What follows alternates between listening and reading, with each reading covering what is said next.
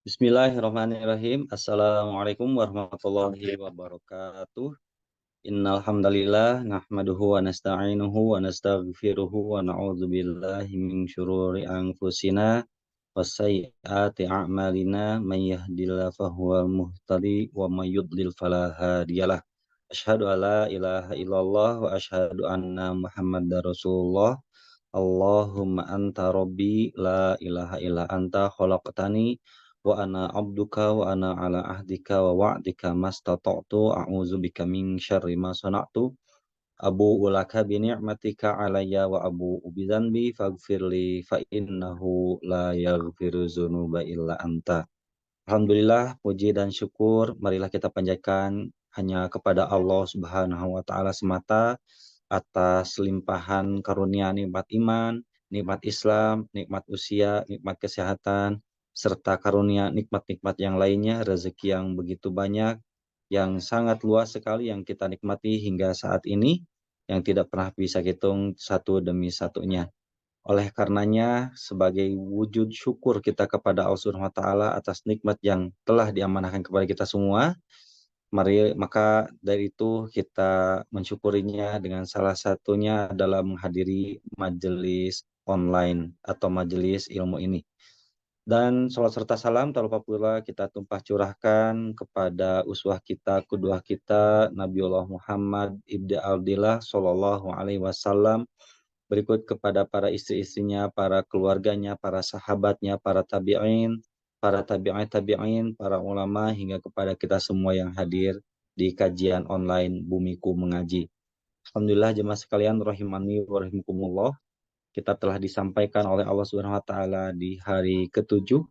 Kita sudah memasuki hari ketujuh di bulan Jumadil Ula 1445 Hijriah atau bertepatan dengan tanggal 20 November 2023.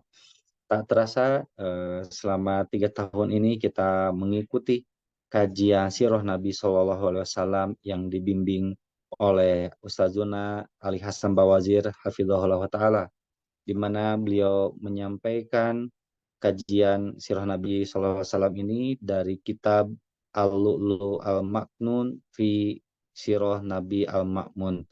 Dan jemaah sekalian rahimani rahimakumullah, selama 3 tahun ini kita baru memasuki jilid kedua, dan Masya Allah, mudah-mudahan kita semuanya digolongkan sebagai umat-umat yang bertakwa, yang istiqomah untuk mengkaji ilmu syar'i. Dan insya Allah untuk malam hari ini topik kita masih seperti yang kemarin, kelanjutan dari topik Senin lalu, yakni perjanjian Hudaibiyah, dan sekarang memasuki ke bagian kedua.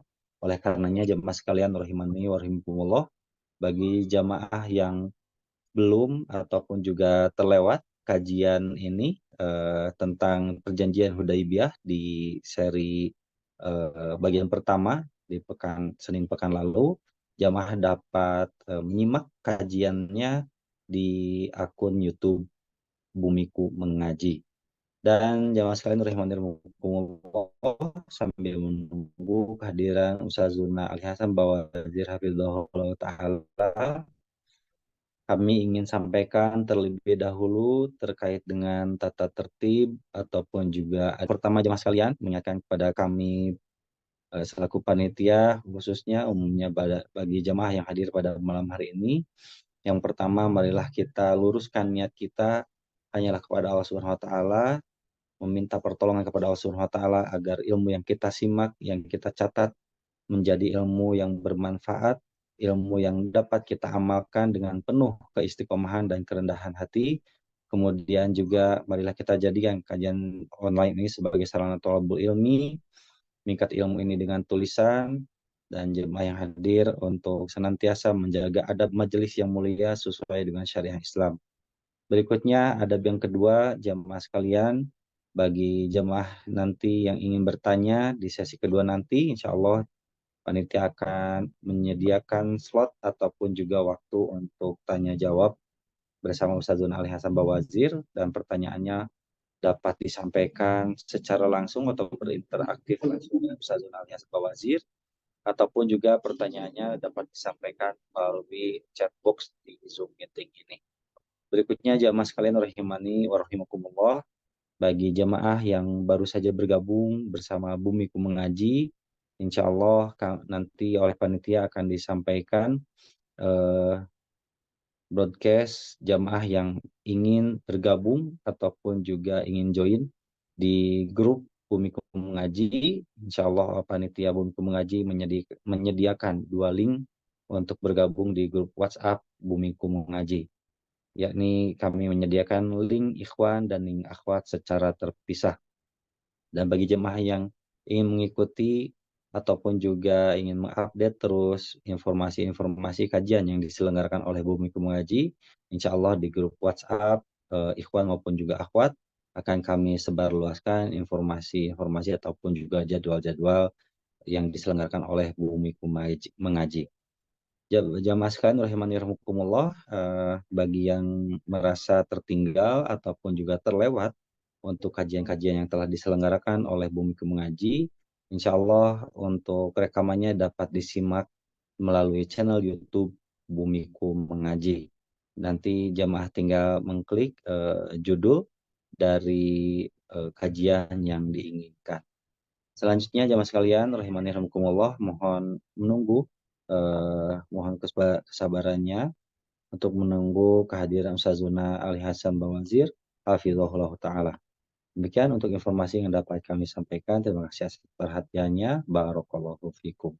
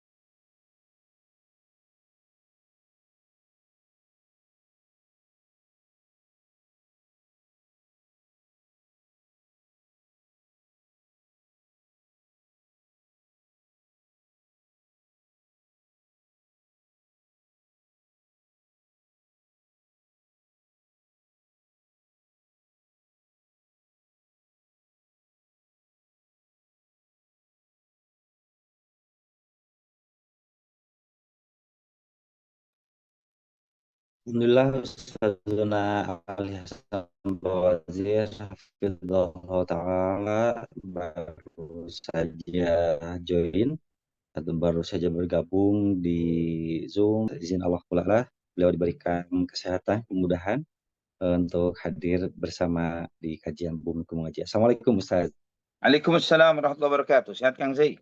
Alhamdulillah. Kaifa halukum? Alhamdulillah bi khair Ustaz.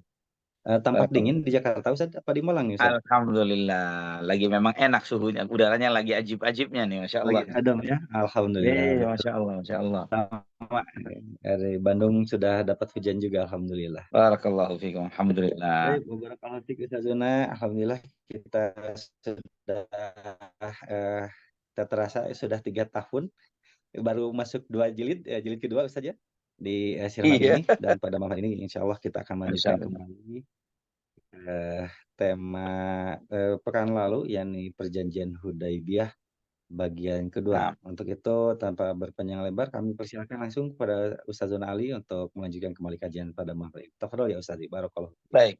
Barakallahu fikum. Bismillahirrahmanirrahim. Assalamualaikum warahmatullahi wabarakatuh.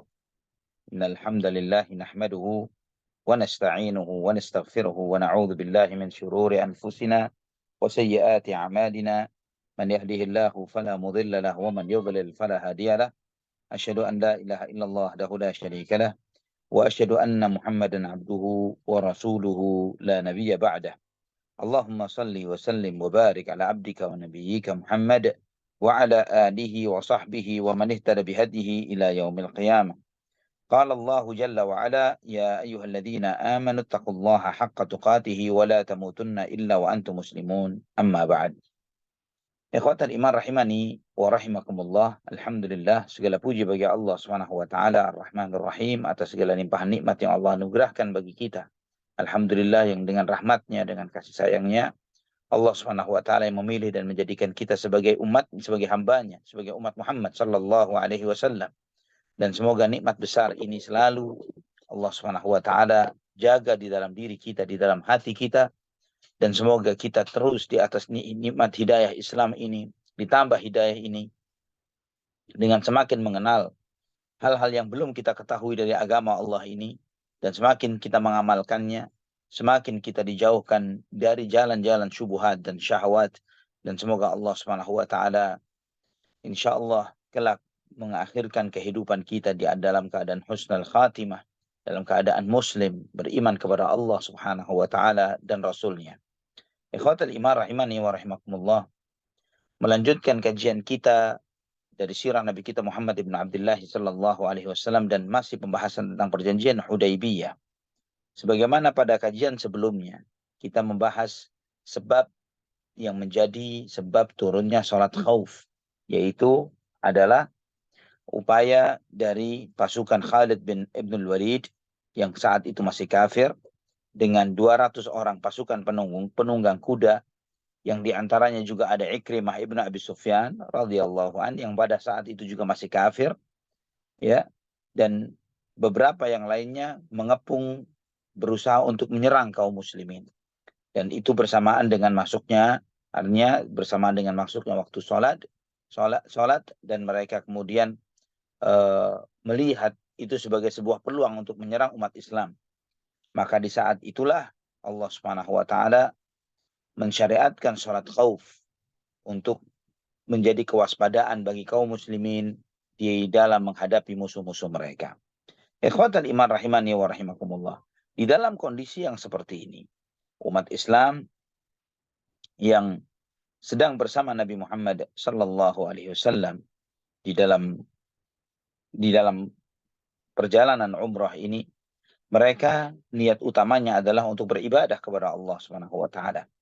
Maka sebelum terjadi pertempuran atau pertikaian antara dua kelompok ini, umat Islam dengan tentara kaum musyrikin, ya pasukan kaum musyrikin yang memang sudah sangat siap pada saat itu, Nabi Shallallahu Alaihi Wasallam pun bersabda, "Man yakhruju bina ala tariqin ghairi tariqihim allati hum biha."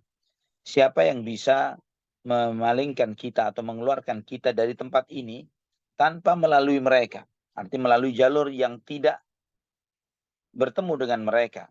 Maka ada salah seorang dari suku Aslam mengatakan, "Saya Rasulullah."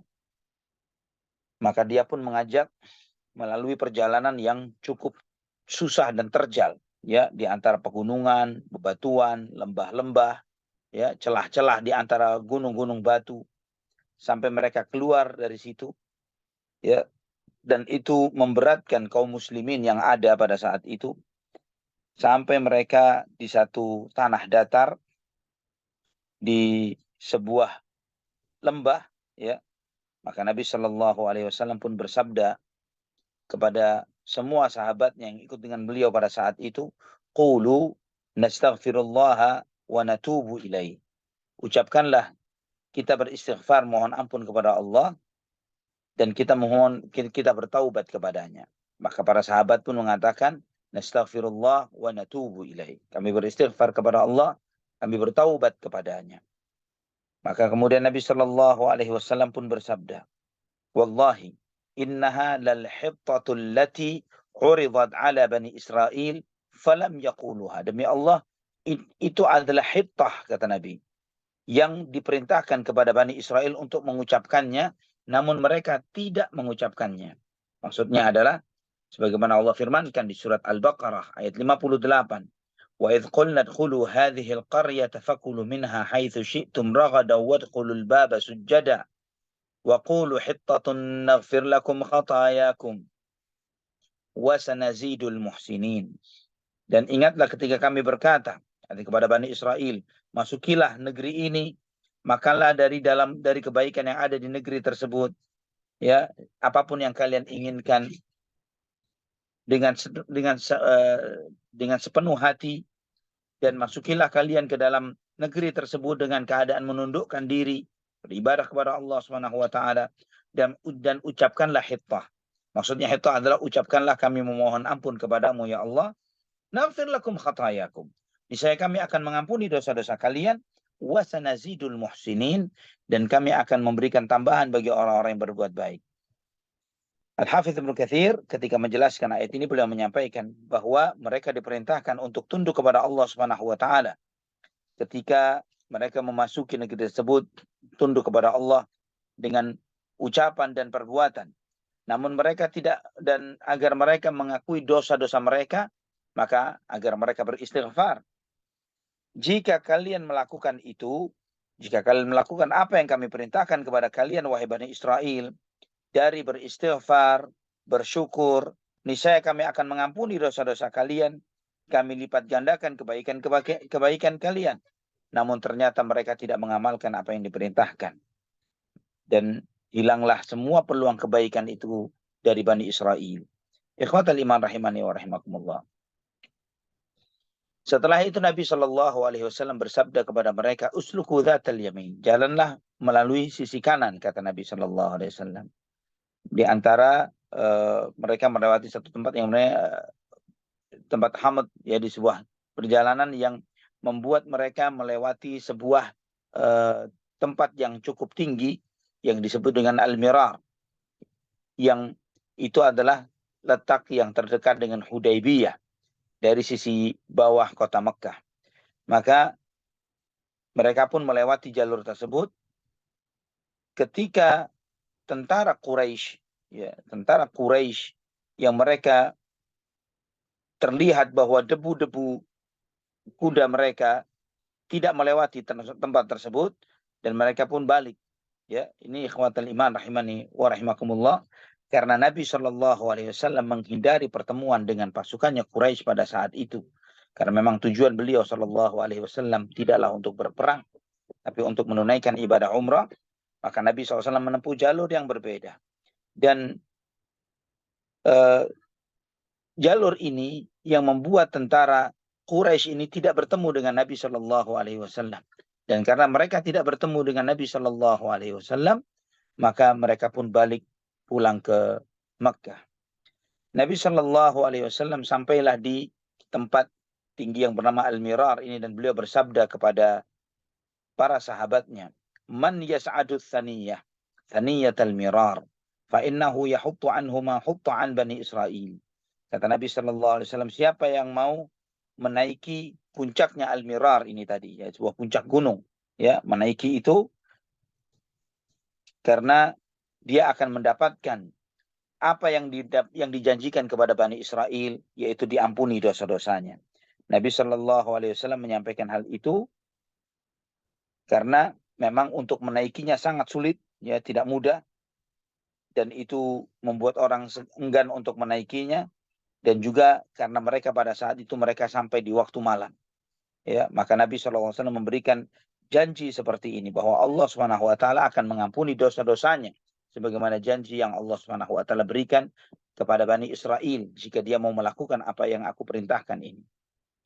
Kemudian Jabir bin Abdullah mengatakan, "Fakana awwalu man sa'adaha khailuna, khailu Banil Khazraj."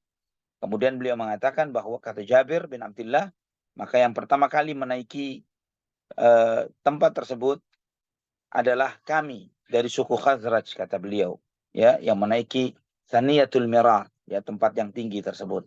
Ikhwatal iman, di tempat inilah, di Thaniyatul Mirar, ya, tempat dataran tinggi ini, di mana awalnya orang-orang Quraisy, pasukan Quraisy berhenti di sana. Namun pada saat itu Al-Qaswa, ini Qaswa itu adalah nama ontanya Rasulullah SAW. Tiba-tiba saja diam di tempatnya dan duduk. Tiba-tiba saja diam dan duduk. Maka kemudian orang-orang mencoba menghalau onta Nabi SAW untuk melanjutkan perjalanan. Sampai kemudian ketika berkali-kali dihalau, namun onta Nabi SAW tidak berjejak dari tempatnya. Sebagian orang mengatakan khala'atil qaswa, bahwa Qaswa sedang ngambek, ya, sedang ngambek. Dia tidak mau melakukan perjalanan. Dia mau berhenti di sini. Maka Nabi SAW menyampaikan, "Ma khala'atil qaswa'u wa ma dzaka laha bi khuluqin, walakin habasaha habisul fil." Kata Nabi SAW bahwa ontaku tidak sedang ngambek, karena itu bukanlah di antara perilaku dia, bukanlah kebiasaannya, namun dia ditahan oleh yang menahan yang menahan gajah-gajahnya Abraha, kata Nabi SAW. Ikhwatal iman rahimani wa rahimakumullah. Ini dijelaskan oleh para ulama. Apa maksudnya? Onta Nabi ditahan oleh yang menahan gajah-gajahnya Abraha. Kenapa Nabi SAW mengaitkan dengan hal tersebut?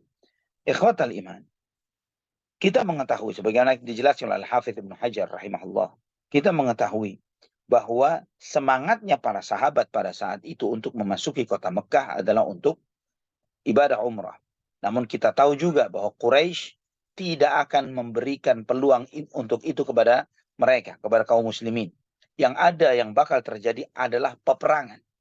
Yang akan terjadi adalah pertumpahan darah. Itu yang bakal terjadi.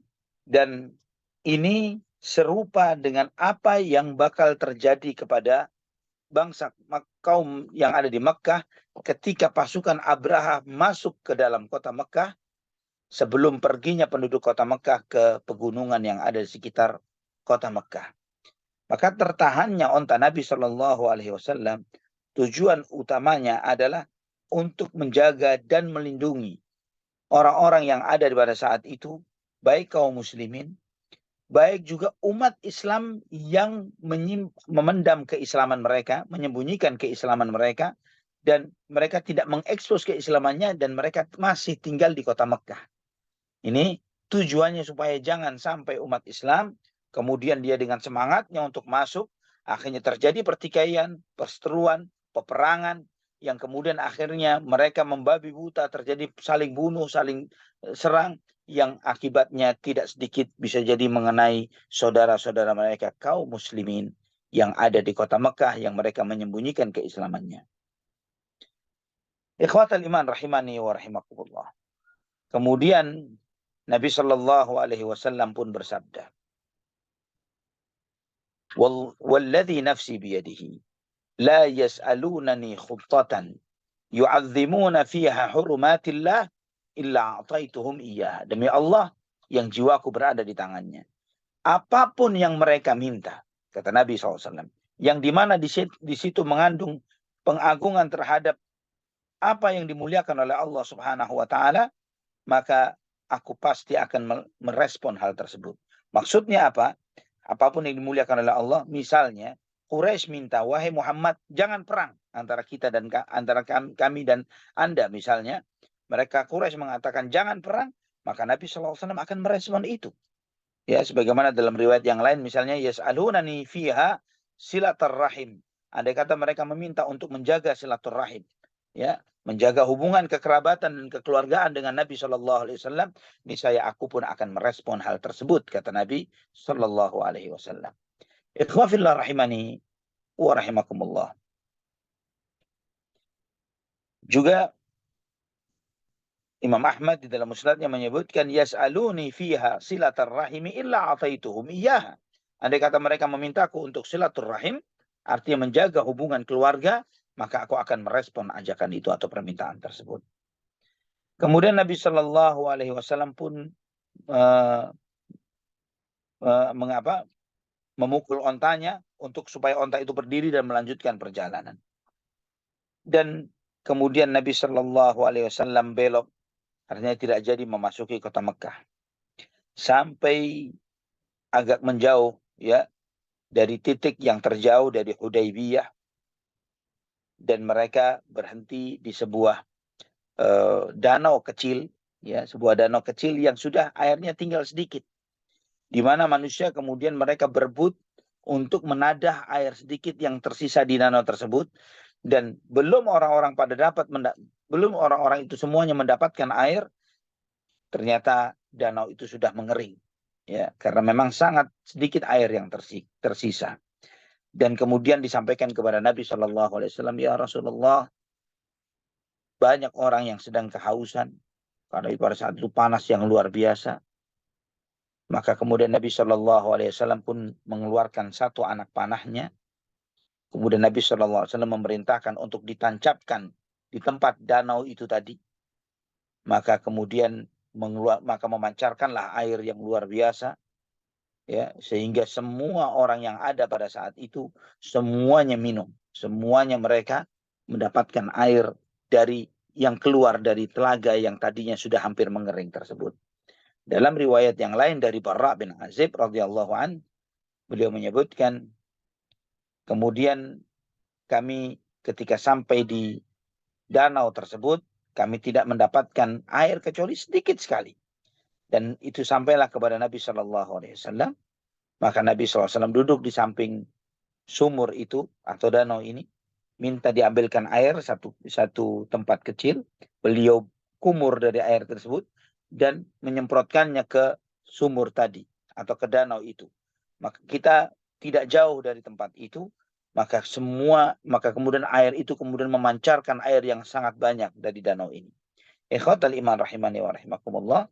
Dan Al-Hafidh mengatakan bahwa itulah yang terjadi, kedua-duanya yang terjadi. Sebagaimana dikutip dari riwayat Al-Imam Al-Baihaqi dari Urwah ibn Zubair radhiyallahu rahimahullah, beliau menyampaikan bahwa Nabi SAW meminta diambilkan sebuah ember, ya, suatu wadah yang berisi air.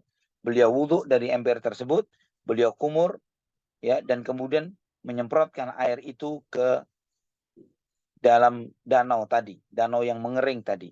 Setelah itu Nabi Shallallahu Alaihi Wasallam mengambil busur anak panahnya dan menancapkannya di sumur tadi atau di danau itu. Dan Nabi Shallallahu Alaihi Wasallam berdoa memohon kepada Allah Subhanahu Wa Taala. Maka memancarkanlah air yang luar biasa sampai mereka pun bisa membenamkan tangan-tangan mereka di danau tersebut. Ikhwatan iman rahimani wa rahimakumullah. Ini mujizat yang pertama yang terjadi pada peristiwa ini, sebagaimana diriwayatkan oleh Barra bin Azib radhiyallahu anhu. Ikhwatal iman. Dan mukjizat lainnya adalah sebagaimana Imam Bukhari meriwayatkan di dalam sahihnya dari Jabir bin Abdullah radhiyallahu anhuma, bahwa ketika banyak orang yang kehausan pada waktu Hudaybiyah, dan Nabi Shallallahu Alaihi Wasallam saat itu beliau memegang satu tempat air, ya, satu tempat kecil yang terbuat dari kulit, yang beliau sedang wudhu dari air tersebut. Kemudian ada beberapa orang datang menghampiri Nabi Shallallahu Alaihi Wasallam, dan Nabi SAW bertanya, "Malakum, kalian kenapa kemari menemuiku?" Mereka mengatakan bahwa, ya Rasulullah, kami tidak punya air untuk berwudhu dan tidak punya air untuk minum, kecuali apa yang sedang engkau pegang, ya Rasulullah. Maka Nabi SAW kemudian meletakkan airnya ke dalam wadah tersebut, ya, wadah itu, dan di saat itulah di antara sela-sela jari jemari Nabi SAW memancarkan air. Seperti mata air yang mengeluarkan air dari sela-sela jari Nabi SAW. Maka kata Jabir bin Abdullah, kami pun minum, kami wudhu, sampai ada yang bertanya, berapa orang kalian pada saat itu? Kata Jabir bin Abdullah, andai kata kita ada 100.000 orang, pasti cukup air itu. Namun pada saat itu ada 105 orangan kurang lebih. Ya, 105 orang kata beliau. Sebagaimana dalam Sahih Bukhari. Dan riwayat yang lain dalam Sahih Bukhari dari Jabir bin Abdullah, aku bersama Nabi SAW sudah masuk waktu asar dan tidak ada air lebih untuk dipakai wudhu, ya, kecuali air yang ada di satu tempat yang dipegang oleh Nabi SAW. Maka Nabi SAW memasukkan tangannya ke dalam tempat air tersebut, dan dari sela-sela jari jemari Nabi SAW memancarkan air. Kemudian Nabi SAW pun bersabda, hayya 'alal wudu'i al barakatu minallah. Ayo wudu, ini keberkahan dari Allah Subhanahu wa taala. Maka kata Jabir, falaqad ra'aitul ma'a yatafajjaru min baini asabi'ihi. Aku melihat air itu mengalir dari di antara jari jemari Nabi SAW. Maka mereka pun wudu, mereka pun minum. Dan aku pun, kata Jabir bin Abdullah, aku sepuas-puasnya minum dari air itu, karena itu adalah air berkah. Ikhwatal iman. Kemudian ditanya kepada Jabir bin Abdullah, kalian berapa orang pada saat itu? Ya, beliau mengatakan 1,400, 1.400-an orang. Ya, 1.400-an orang, sebagaimana dalam hadis Sahih Bukhari. Ikhwatal iman rahimani wa rahimakumullah. Dan ini dijelaskan oleh para ulama bahwa peristiwa ini berbeda dengan peristiwa yang sebelumnya yang disebutkan oleh Barra bin Azib radhiyallahu an.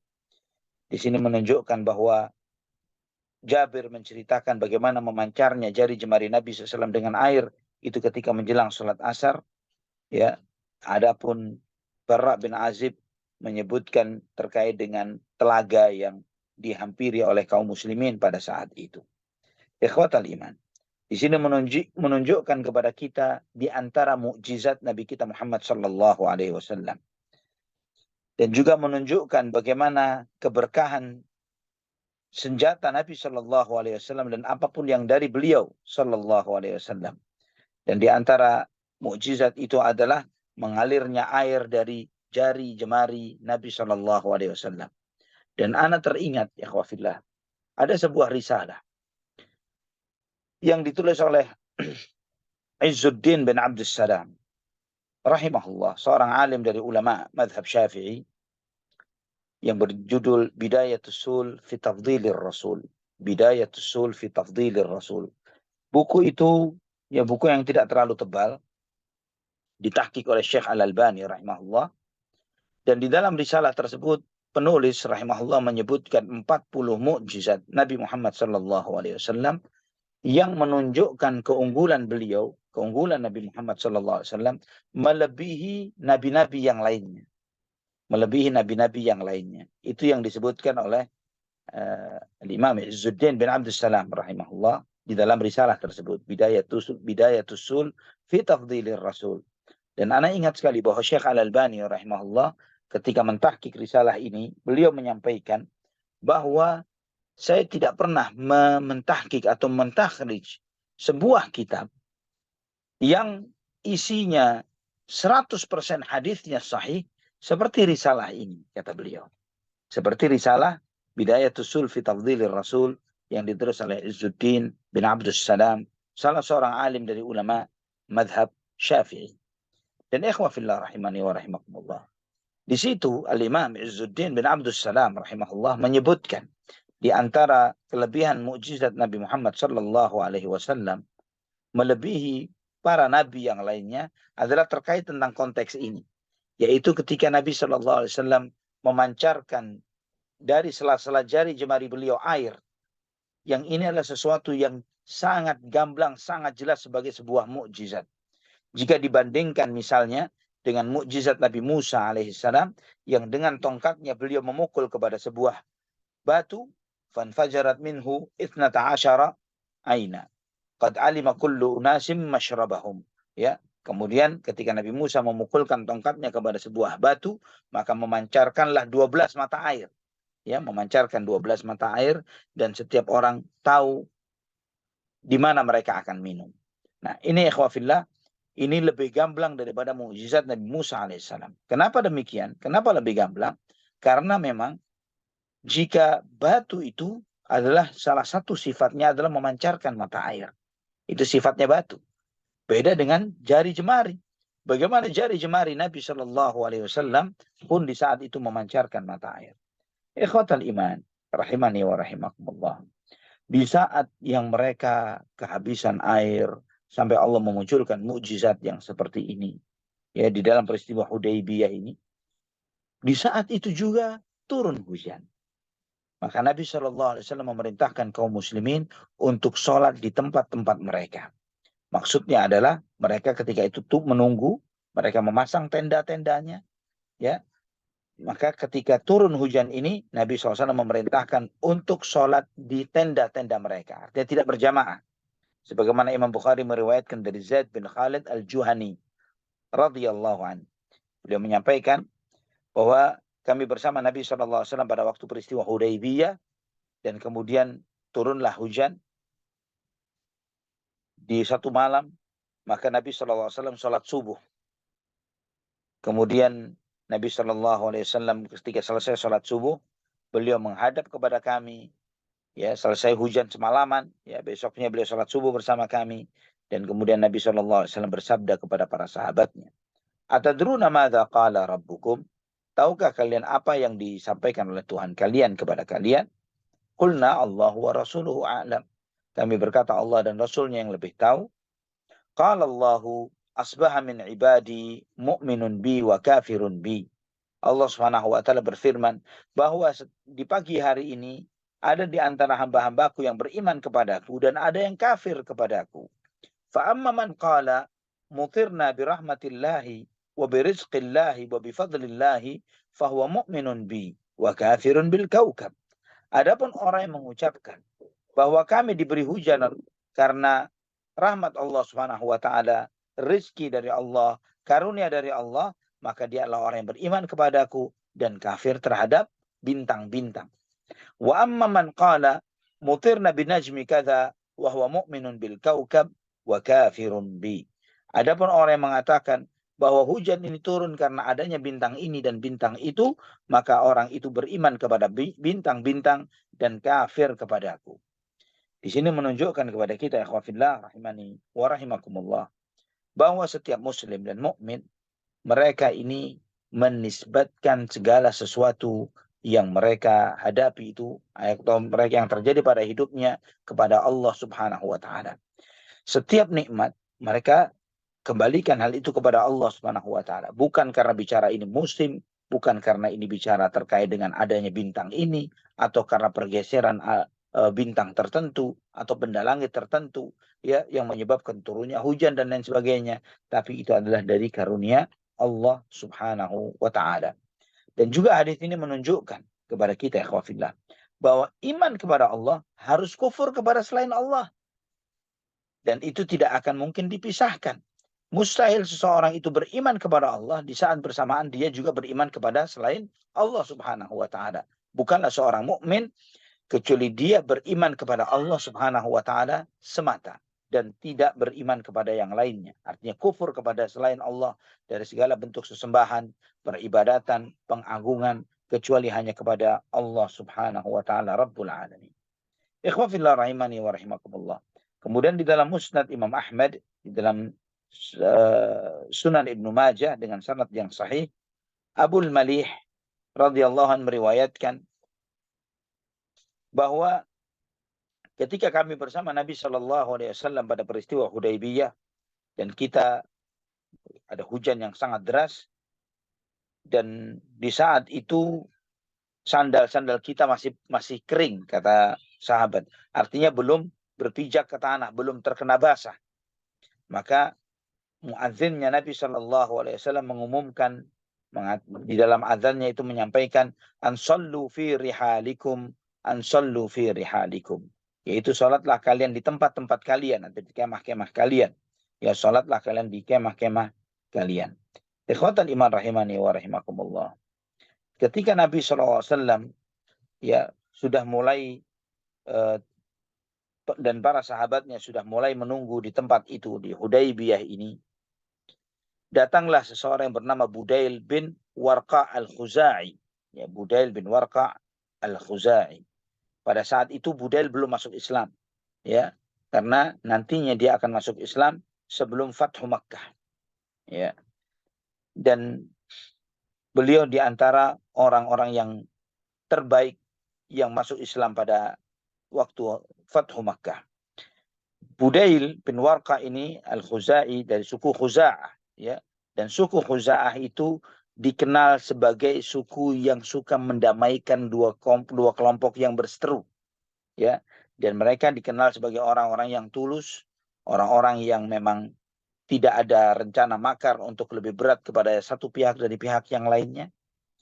Mereka punya kecenderungan untuk mendamaikan dengan apa adanya, ya, dengan tulus terhadap Nabi SAW, demikian pula terhadap Quraisy. Ya, tidak ada berat sebelah terhadap ini maupun itu. Dan ikhwatal iman, Budail pun berkata kepada Nabi SAW bahwa aku meninggalkan Ka'ab bin Lu'ay dan Amir bin Lu'ay, kata beliau, dua orang tokoh Quraisy ini, mereka dengan membawa perlengkapan pasukan yang sangat kuat, dengan perbekalan yang cukup lama yang siap mereka habiskan selama peperangan dengan engkau, wahai Muhammad. Mereka dengan persiapan yang seperti ini, mereka siap berperang lama dengan engkau, wahai Muhammad, dan bersiap untuk menghalangimu untuk memasuki kota Mekah.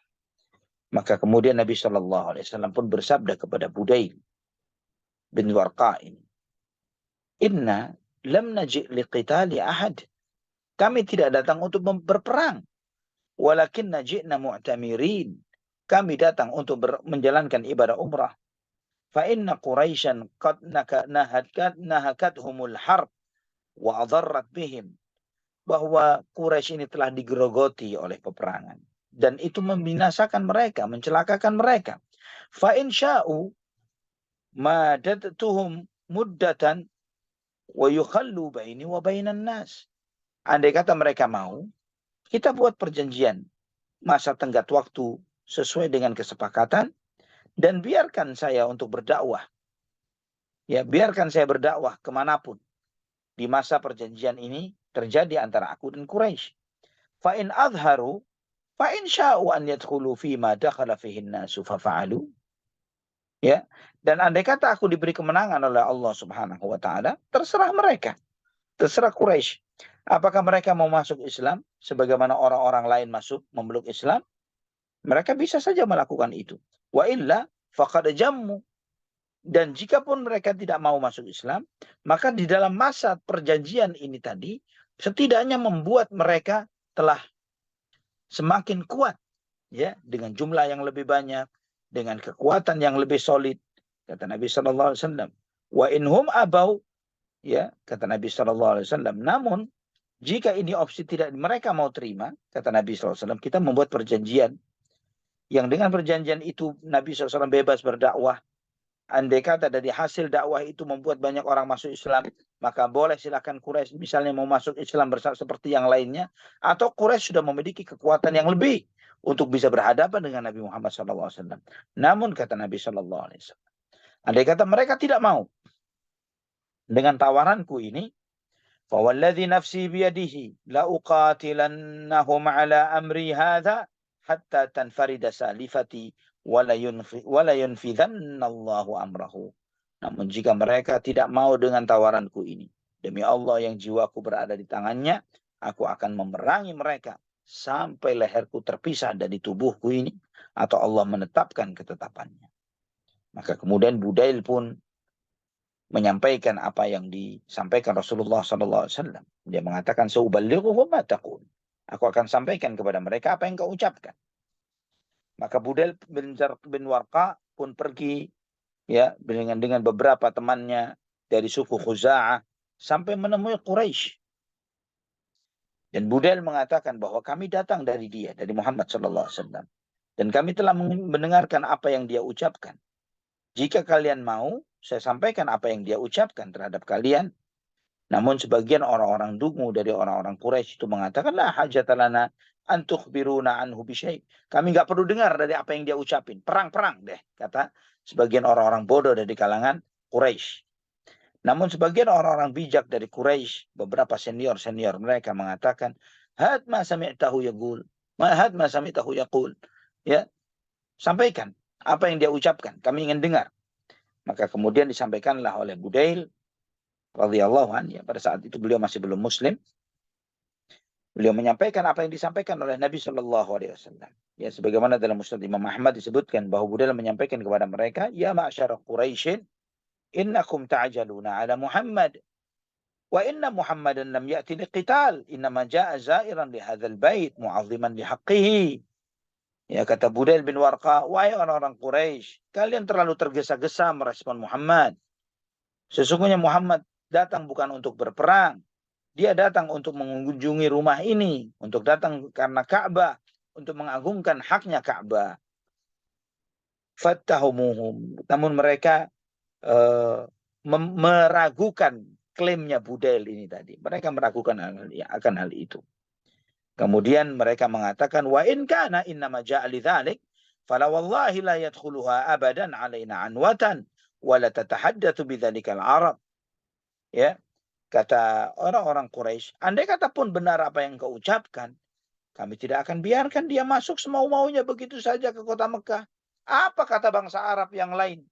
Muhammad begitu saja menginjak-injakkan kakinya di Mekah dan kami masih ada di sini. Maka ikhwatal iman rahimani wa rahimakumullah. Dalam kondisi yang seperti ini, ada beberapa utusan yang dikirim oleh orang-orang Quraisy untuk menemui Nabi Muhammad sallallahu alaihi wasallam. Ya. Utusan-utusan Quraisy ini apa tujuannya? Tujuannya untuk memastikan apa niat dan misi Nabi Muhammad sallallahu alaihi wasallam. Itu niatnya. Yang pertama yang dikirim oleh utusan Quraisy adalah Mikraz bin Hafs. Ya, Mikraz bin Hafs. Quraisy mengirim Mikraz bin Hafs, saudara dari Amir bin Lu'ay. Ya.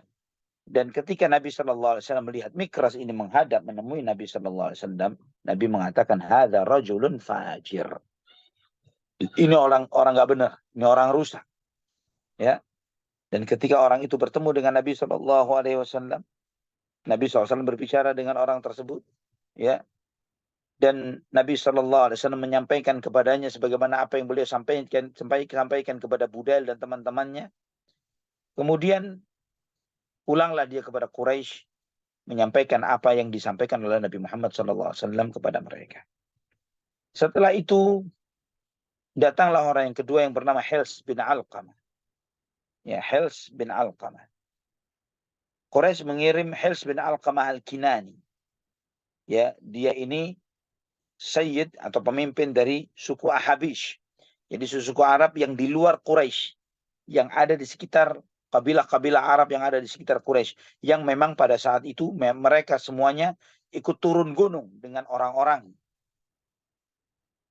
Dan ketika Al-Hils ini terlihat oleh Nabi Shallallahu Alaihi Wasallam, Nabi melihat Hils bin Alqamah, Nabi SAW mengatakan, "Hadza min qaumin ya'adzimuna al-budn, fab'athuha lahu."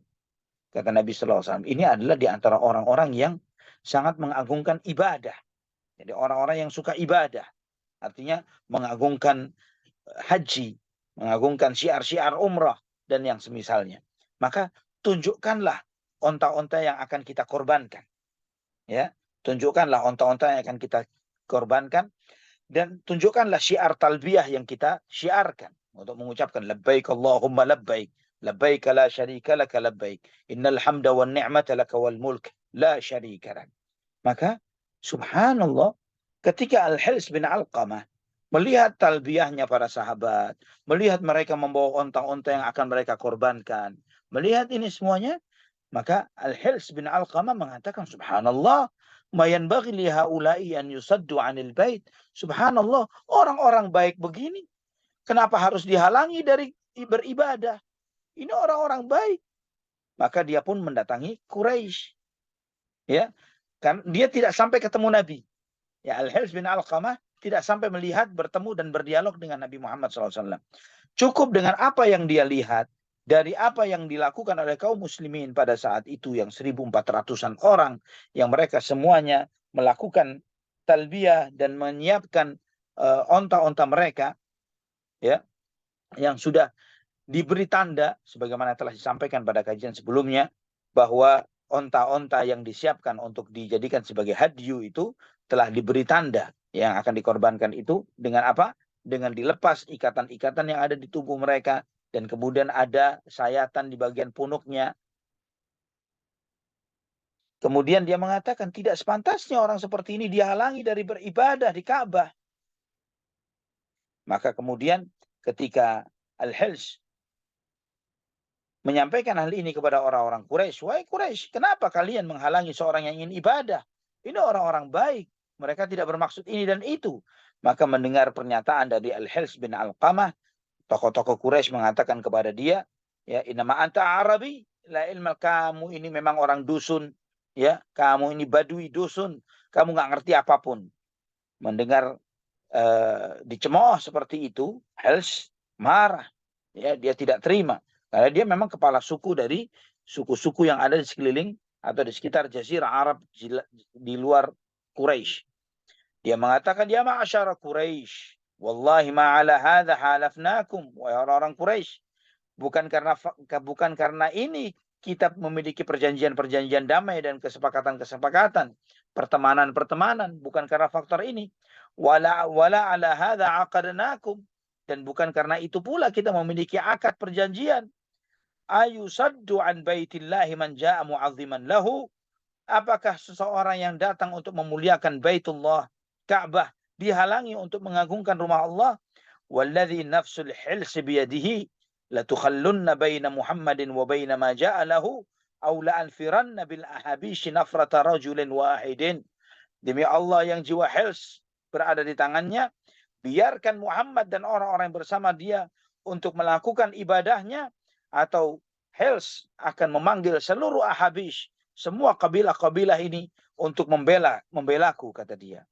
Maka mereka pun berkata, mereka menenangkan Al-Hils bin Mughirah, ya, menenangkan beliau bin Al-Hils bin Alqamah, ya, ditenangkan, wahai Hils, tenang kamu, kuffa'anna ya Hils hatta na'khudha li anfusina ma narda bihi. Tahan dirimu, wahai Hils, jangan tergegas untuk mengambil sikap. Biarkan kami bermusyawarah terlebih dahulu. Apa yang sepantasnya kami sikapi terkait dengan hal ini. Ikhwatal iman rahimani wa rahimakumullah. Maka di saat itulah bangkitlah Urwah bin Mas'ud Al-Thaqafi radhiyallahu anhu. Pada saat itu beliau muslim dia. Ya, pada waktu itu Urwah bin Mas'ud radhiyallahu anhu masih kafir. Dan dia berkata, ya ma'asyara Quraisy, inni qad ra'aitu ma yalqa minkum man tab'athuna ila Muhammadin idza ja'akum min at-ta'nif wa su'il lafz wa qad araftum annakum walidun wa anni walad. Beliau mengatakan, wahai Quraisy, aku melihat bagaimana kebingungan kalian, bagaimana ketidakjelasan kalian dari orang-orang yang kalian kirim terhadap Muhammad. Ya, sehingga kalian tidak memiliki sikap yang tepat dari apa yang dibawa oleh mereka. Dan kemudian dia mengatakan, kalian mengetahui bahwa kalian ini seperti ayah bagiku dan aku adalah seperti anak bagi kalian. Ya, karena memang ibunya Urwah ini, beliau ibunya adalah dari Quraisy, ya, dari yang bernama Sabi'ah binti Abdi Syams bin Abdi Manaf, ya, dan beliau sendiri juga dari Quraisy. Kemudian dia mengatakan, waqad sami'tu billadzi nabakum, aku telah mengetahui kebingungan kalian, yang membingungkan kalian. Fajama'tu man ata'ani min qaumi, thumma ji'tu hatta asaitukum binafsi. Ya, jika kalian berkenan, saya akan kumpulkan orang-orang yang taat kepadaku dari kaumku ini, maka aku akan menemui Muhammad, biar aku sendiri yang menghadapinya. Maka orang-orang Quraisy pun mengatakan, sadaqta ma anta indana bimuttaham. Boleh, silahkan Urwah. Wahai Urwah bin Mas'ud, silahkan. Karena engkau bukanlah orang yang kami ragukan. Ya, kami tidak punya keraguan terhadap dirimu. Kemudian Urwah pun menyampaikan, fa inna hadza qad arada 'alaikum khuttata rusydin iqbaluha wa da'uni atihi. Jika memang dia Muhammad sallallahu alaihi wasallam memang menawarkan suatu hal yang menarik, yang baik, sesuatu yang benar, yang baik, terima dan biarkan aku menemuinya. Biarkan aku menemuinya. Maka mereka pun Quraisy mengatakan, temuin dia. Maka Urwah bin Mas'ud As-Saqafi radhiyallahu an menemui Nabi Muhammad sallallahu alaihi wasallam dan duduk di depan Nabi Muhammad sallallahu alaihi wasallam. Dia berkata, Urwah berkata kepada Nabi Muhammad sallallahu alaihi wasallam, "Ya Muhammad, ajma'ta awbashan nas, thumma ji'ta bihim li baydatika litafuddaha." Wahai Muhammad, engkau mengambil orang-orang remeh, orang-orang rendahan ini. Jadi antum harus memahami ya khawafillah, bahwa orang-orang Quraisy hanya menganggap yang selevel dengan mereka adalah Quraisy. Ya, di luar Quraisy dianggap rendahan oleh dia. Ya, orang-orang Quraisy menganggap seperti itu. Engkau mengumpulkan orang-orang rendahan ini, kemudian engkau datang untuk membela hakmu, untuk membela harga dirimu, dan kamu ingin melawan keluargamu sendiri dengan membawa orang-orang rendahan ini tadi yang nggak ada nilainya ini. Ya, jadi dia menganggap orang-orang di luar Quraisy sebagai orang-orang rendahan. Maksudnya adalah bangsa sahabat-sahabat Ansar radhiyallahu anhu. Dalam riwayat lain disebutkan seperti Urwah menyampaikan, wahai Muhammad, ara'aita in ista'salta amra qaumika hal sami'ta bi ahadin minal Arab ijtaha ahlahu qablak. Wahai Muhammad, apa kamu memang sengaja ingin membunuh kaummu, untuk menghabisi kaummu dengan bantuan orang lain yang rendahan yang nggak ada nilainya? Apa pernah kamu mendengar cerita orang-orang Arab sebelummu yang berbuat yang seperti ini, yang seperti rencanamu ini? Innaha Quraisyun qad kharajat ma'aha al-'udhul matafil qad labisu juludan numur yu'ahiduna Allah an la tadkhulaha 'alaihim 'anwatan abadan wa imullahi la ka'anni bihaula'i qad inkashafu 'anka ghadan. Sesungguhnya Quraisy, mereka ini telah siap dengan segala persiapan peperangannya. Mereka telah mengeluarkan bekal yang cukup banyak, onta, induk onta dan anak-anaknya. Mereka telah menggunakan pakaian-pakaian serigala mereka. Mereka telah berjanji kepada Allah untuk tidak membiarkanmu untuk masuk ke dalam kota Mekah selama-lamanya dengan seenak-enaknya. Demi Allah, yang saya lihat orang-orang yang bersamamu ini, wahai Muhammad, mereka bakal lari meninggalkan engkau besok. Kata si Urwah bin Mas'ud. Dia beranggapan bahwa para sahabat tidak akan bersama Nabi Shallallahu Alaihi Wasallam. Ya, dalam riwayat yang lain disebutkan, sebagaimana dalam Sahih Bukhari, Urwah menyampaikan, fa inni wallahi la ara wujuhan wa inni la ara ashwaban minan nasi khaliqan an yafirru wa yad'uk. Aku tidak melihat orang-orang yang serius di sini. Ini orang-orang pada main-main semua yang bersamamu ini, wahai Muhammad. Ya, mereka hanya anak-anak kecil yang ketika nanti besok ketika melihat Quraisy, mereka akan lari tunggang langgang meninggalkanmu sendiri. Pada saat itu, di belakang Nabi Muhammad SAW ada Abu Bakar As-Siddiq radhiyallahu anhu. Dan Abu Bakar marah, ya. Abu Bakar radhiyallahu anhu marah dan dia menghina Urwah bin Mas'ud dengan mengatakan, "Umsus badrallat, anahnu nafirru anhu wa nad'uhu." Ya, Abu Bakar dengan keras kamu boleh menjilat kemaluannya Latta. Kata Abu Bakar, kamu boleh menjilat kemaluannya Latta dan kami tidak akan meninggalkan beliau Muhammad sallallahu alaihi wasallam. Urwah bin Mas'ud, ini tujuan Abu Bakar mengucapkan itu adalah untuk memancing emosinya si musyrikin Quraisy yang pada waktu itu Urwah masih musyrik, ya, untuk memancing marahnya musyrikin Quraisy dengan melecehkan berhalanya yang dengan seperti itu. Maka Urwah bertanya, "Man hadza ya Muhammad?" Siapa orang ini? Kok seberani begitunya menghina diriku? Ada Ibnu Abi Quhafah. Ini Abu Bakar Ibnu Abi Quhafah. Kemudian Urwah bin Mas'ud mengatakan, "Ama wallahi laula yadun kanat laka indi lam ajzika biha la ajabtuk." Kalau bukan karena saya ingat kamu memiliki jasa baik terhadap diriku dan keluargaku, aku tidak akan biarkan kalimatmu berucap seperti itu dan aku tidak membalasnya. Ikhwatal iman, poin-poin yang seperti ini juga mengingatkan kita bagaimana akhlaknya musyrikin Quraisy. Akhlaknya musyrikin Quraisy. Bahwa mereka dengan status musyriknya tidak kehilangan kehormatan dan harga diri. Di saat-saat marah dan emosinya pun mereka melihat dengan siapa mereka berhadapan. Jika mereka berhadapan dengan orang-orang yang pernah punya jasa terhadap dirinya, terhadap orang tuanya, terhadap kerabatnya, mereka tidak akan mudah reaktif terhadap orang-orang tersebut. Subhanallah. Urwah bin Mas'ud statusnya masih musyrik pada saat itu. Ketika mendapatkan cemoohan yang sangat keras dan kasar dari Abu Bakar radhiyallahu an terkait dengan berhala yang disembahnya, tidak serta-merta memancing Urwah bin Mas'ud untuk bereaksi terhadap Nabi sallallahu alaihi wasallam. Kemudian di saat itu Urwah memegang janggut Rasulullah karena janggut Nabi SAW besar. Kana azimul lahya wa tamla'u biha sadrah. Bahwa janggut Nabi SAW itu besar sehingga dada beliau tertutup dengan janggutnya. Urwah memegang janggut Rasulullah SAW sambil berbicara dengan beliau. Pada saat itu Al-Mughirah bin Syu'bah radhiyallahu an, salah seorang sahabat Nabi, berdiri di sisi belakang Nabi dengan menggunakan baju perangnya, ya, dengan menggunakan baju perangnya dan pedangnya di tangan dia, di tangan Mughirah bin Syu'bah. Ketika dia melihat bahwa Urwah bin Mas'ud berbicara sambil memegang janggut Nabi sallallahu alaihi wasallam, dan ini bukanlah sebuah penghinaan ikhwatal iman. Di dalam Islam, di dalam bangsa Arab, memegang janggut seseorang itu bukanlah sebuah penghinaan, ya, bukan sebuah penghinaan.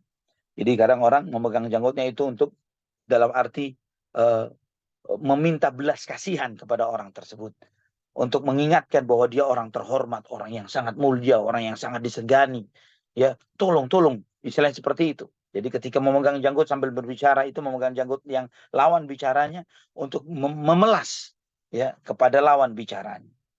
Namun tidak seperti itu yang dilihat oleh para sahabat yang sangat menghormati dan memuliakan Nabi Muhammad sallallahu alaihi wasallam. Al-Mughirah bin Syu'bah melihat tangan Urwah bin Mas'ud memegang janggut Nabi sallallahu alaihi wasallam, maka tangan itu dipukul dengan salah satu sisi punggung dari pedangnya, ya. Dengan kemudian dengan mengatakan, dengan memukul tangan Urwah bin Mas'ud sambil mengatakan, "Amsik yadaka an lihyati Rasulillah sallallahu alaihi wasallam qabla wallahi la tasilu ilaik." Tarik tanganmu dari janggut Nabi sallallahu alaihi wasallam atau tangan itu tidak akan pernah balik kepada dirimu. Ya, maksudnya aku akan potong tangan itu. Allahu Akbar. Kemudian Urwah bin Al-Mughirah bertanya, "Waihak, ma afadzaka wa aghladzak?" Betapa kasarnya dan kerasnya engkau, celaka kamu. Ya, Nabi SAW cuma tersenyum. Kemudian Urwah bertanya, "Man hadza ya Muhammad?" Siapa dia? "Hadza ibnu akhi Al-Mughirah bin Syu'bah." Ini sepupumu sendiri, kata Nabi SAW. Ini Al-Mughirah bin Syu'bah. Kemudian Urwah mengatakan, "Ayu Ghudar, fahal ghasalta sawataka illa bil ams?" Wahai pengkhianat,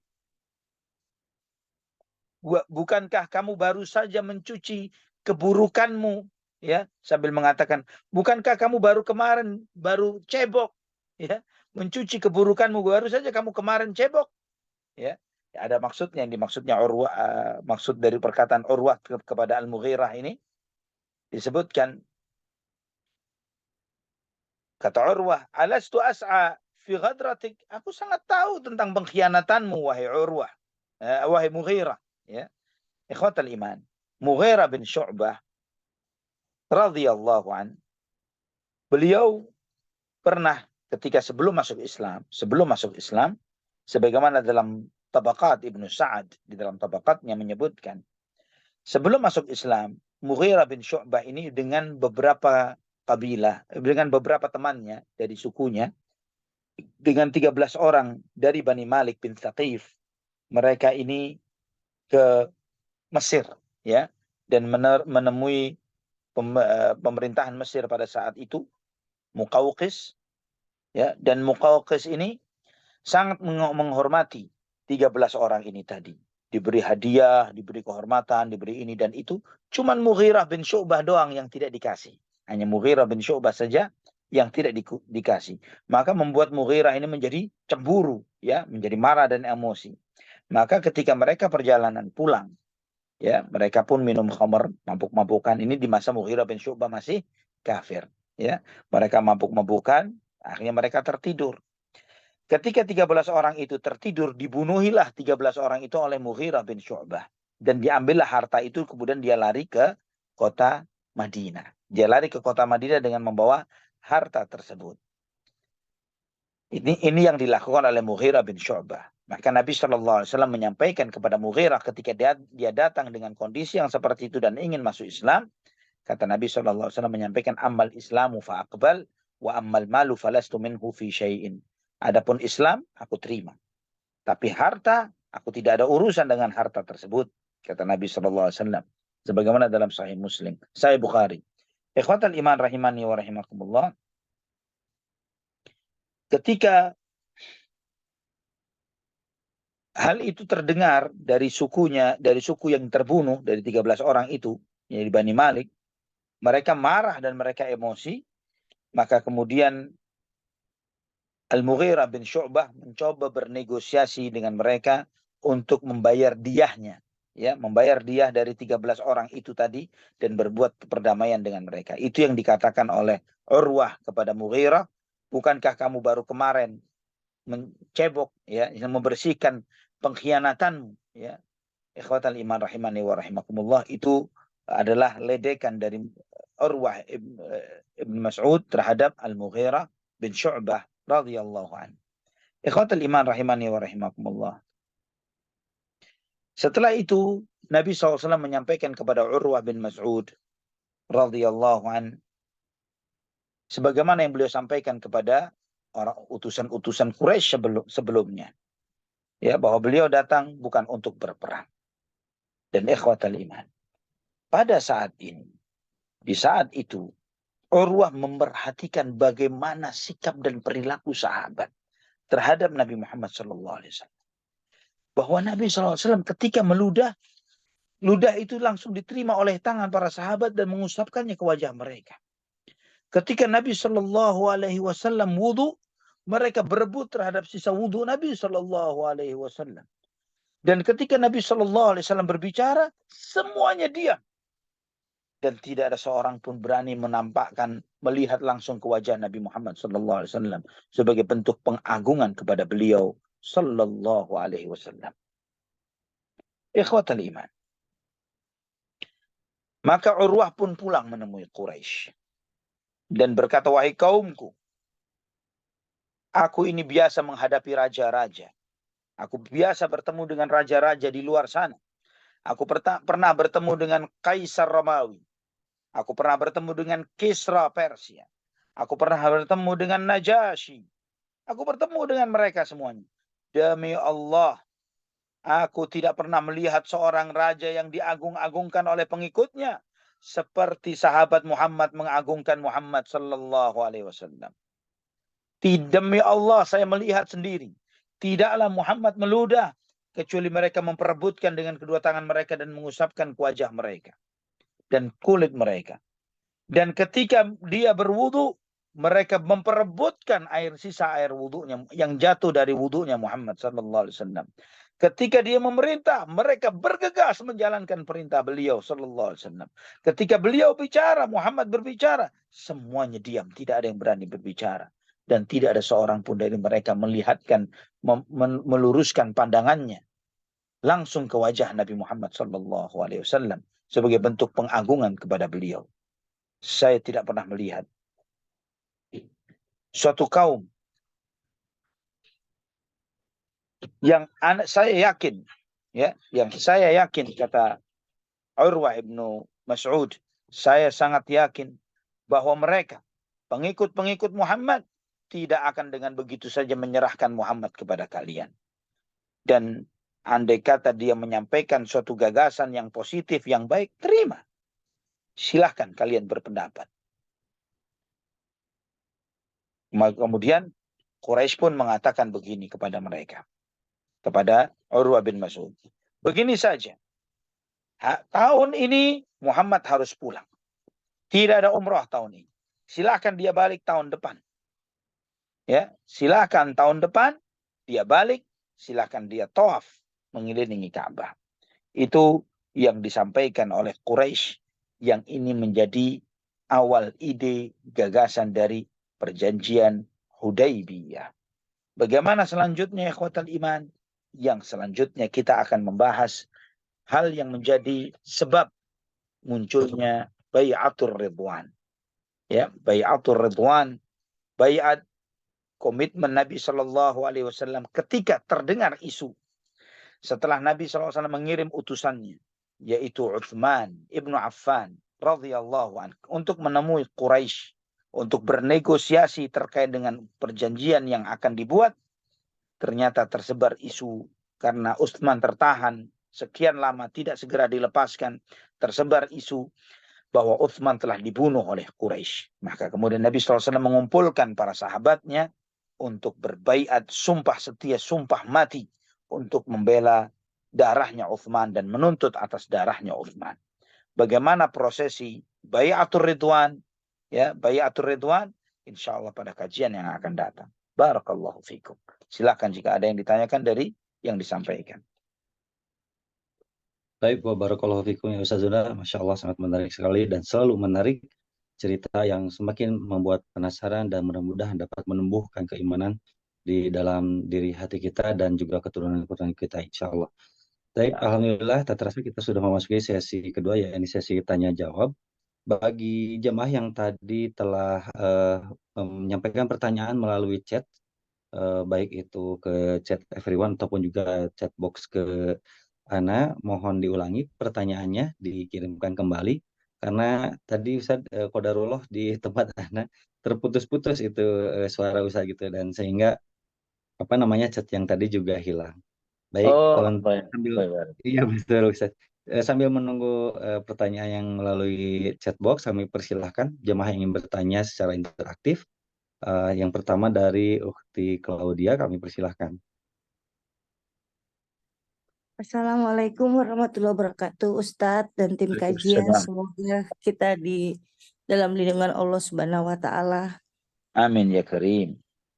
Ustadz, aku kan mau nanya, mungkin di luar tema, tapi ini ada beberapa teman Ana dari Mu'alafah, ada keluarganya bertanya, kenapa di Mekah itu katanya, itu kan mereka pada memutar Ka'bah. Terus apa itu tidak termasuk syirik? Nah, yang kedua, di Mekah itu juga kan mereka kan satu sama lain berdekatan. Kenapa kalau disuruh salaman kalian pada nggak mau gitu? Terus kita jawabnya kan bukan mahramnya, tapi kan itu kalau di Mekah berdekatan nggak, bukan mahramnya kan bisa katanya gitu. Nah, yang ketiga, banyak teman anak ini di rumahnya mamanya masih pasang pohon Natal, Ustadz, gitu. Apa itu kita termasuk mendukung acara mereka? Tapi kita bilang kita kalau begitu masih ngedukung. Bener nggak Ustadz? Syukuran Ustadz. Mamanya apa dianya yang memasang pohon Natal atau gimana? Mamanya Ustadz. Dan di dia rumah muslimah? anaknya. Yang memasang pohon Natal muslimah? Mamanya masih kafir Ustadz. Oh, nah, baik. Syukuran Yang pertama, barakallahu fiik, terkait dengan tawaf mengelilingi Ka'bah, bahwa kita mengelilingi Ka'bah bukan untuk menyembah Ka'bah. Sangat jelas dengan ayat yang Allah firmankan di dalam surat Al-Quraisy, li ila fi Quraisyin ila fihim ri'latasy syita'i was-saif falyabudu rabb hadzal bait. Hendaklah mereka menyembah Tuhannya rumah ini. Alladzi at'amahum min ju' wa amanahum min khauf. Yang telah memberi makan kepada mereka dari rasa lapar dan memberikan keamanan mereka dari rasa kekhawatiran dan ketakutan. Itu menunjukkan kepada kita bahwa memuliakan Ka'bah, mengagungkan Ka'bah, tawaf mengelilingi Ka'bah karena sebagai bentuk taatnya kita kepada Allah yang memerintahkan kita untuk melaksanakan hal tersebut. Ya, bukan untuk nyembah Ka'bah. Karena jelasnya Allah falyabudu rabb hadzal bait. Tuhan, sembahlah Tuhannya rumah ini. Ya, yang menguasai rumah ini, menyembah Allah Subhanahu wa taala. Allah yang memerintahkan kita untuk menyembahnya. Allah yang memerintahkan kita untuk mengelilingi Ka'bah. Jadi kita menjalankan itu atas perintah Allah Subhanahu wa taala. Andai kata kita misalnya diperintahkan untuk memunggungi Ka'bah, ya kita akan punggungi. Misalnya itu perintahnya. Karena bukan konteksnya adalah kepada Ka'bahnya, tapi kepada Allah Subhanahu wa taala yang memerintahkannya. Ini sebagai contoh tambahan bahwa ketika sebagian orang bersikap berlebihan terhadap Hajar Aswad, ya, bersikap berlebihan terhadap Hajar Aswad, Umar bin Khattab mengatakan kepada Hajar Aswad ini, dia menyampaikan di depan orang banyak untuk memberikan pembelajaran kepada yang lainnya, ya Hajar, innaka Hajar la tanfa wa la tadhar. Lau ma ra'aitu Rasulullah sallallahu alaihi wasallam qabbalaka ma qabbaltu. Wahai batu, kamu cuma sekedar batu. Kamu tidak bisa memberi manfaat dan kamu tidak bisa memberikan kemadaratan. Andai kata aku tidak melihat Nabi Muhammad SAW menciummu, aku nggak bakal cium kamu. Ya, ini untuk menegaskan kepada kaum muslimin, kepada mereka-mereka yang awam, yang jahil, untuk menunjukkan bahwa konteksnya bukan kepada Hajar Aswad, bukan kepada Ka'bah, tapi kepada Allah Subhanahu wa taala yang memerintahkan kita untuk menjalankan itu semuanya.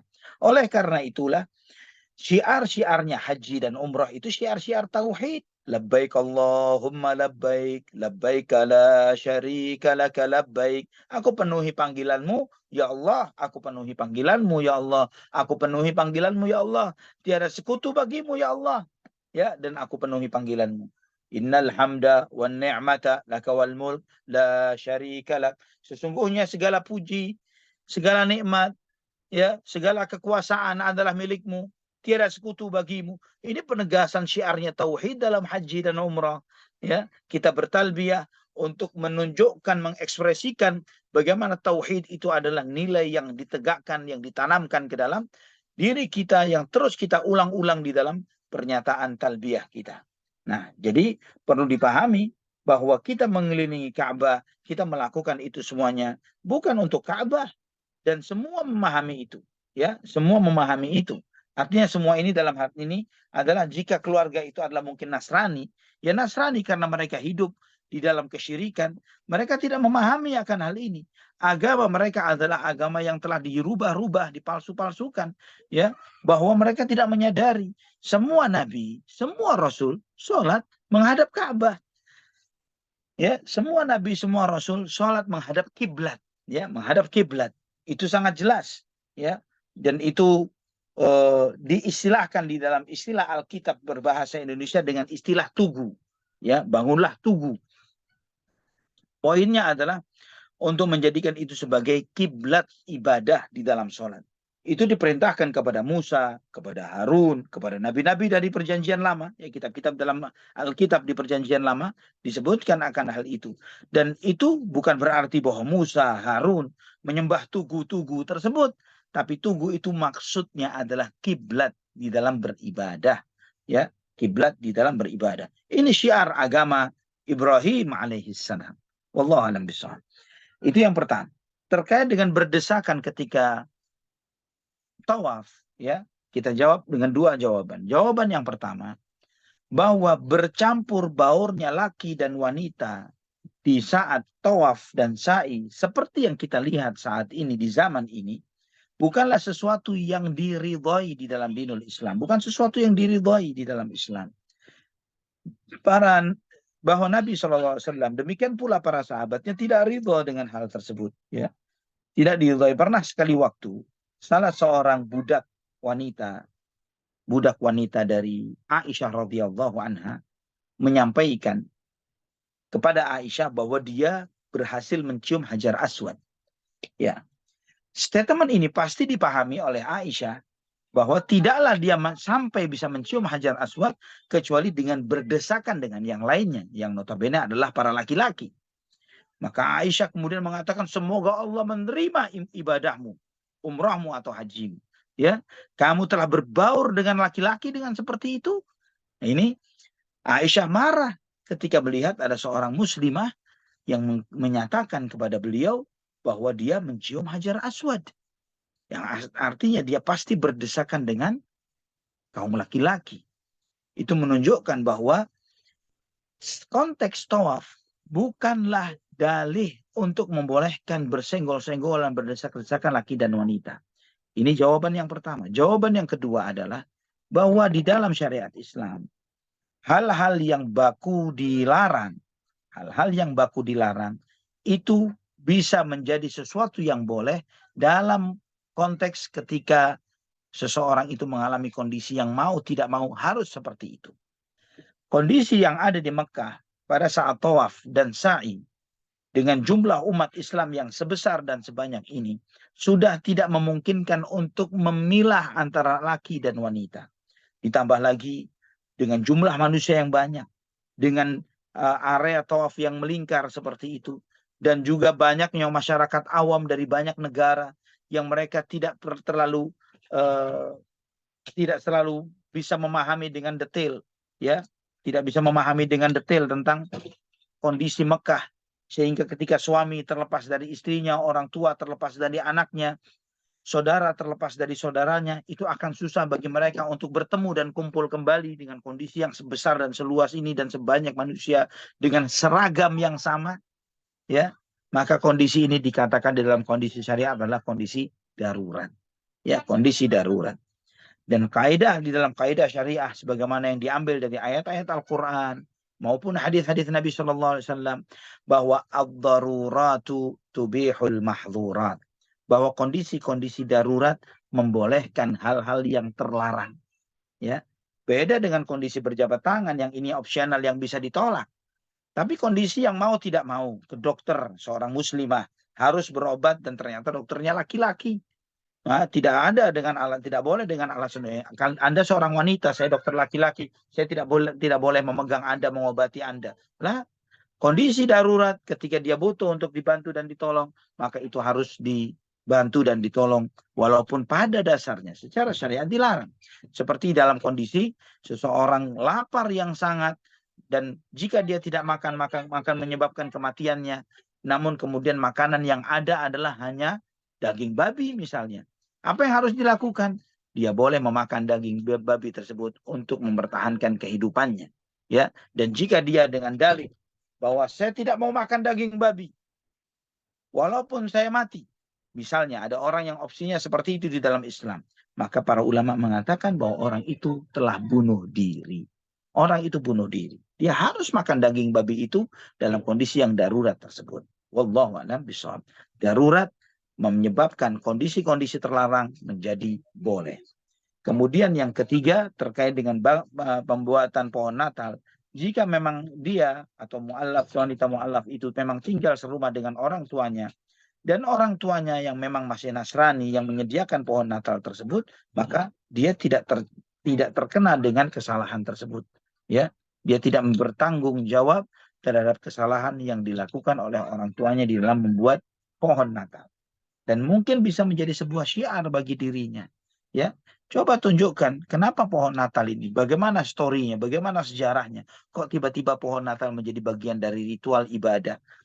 Kemudian digantungkan dengan hadiah-hadiah. Kemudian ada lagi dengan salju-salju dan lain sebagainya. Apakah memang pohon Natal, pohon yang seperti itu yang menjadi sebuah syiar yang ramai di saat di Yerusalem ketika Yesus sedang dilahirkan? Atau malah pohon korma sebagaimana yang dikisahkan di dalam Al-Quran, wa huzzi ilaiki bijid'in nakhlati tusaqit alaiki rutaban janiyah, bahwa ketika Maryam ingin melahirkan, dia bersandar di pohon korma. Ya, itulah yang di Yerusalem yang ada sampai sekarang, ya.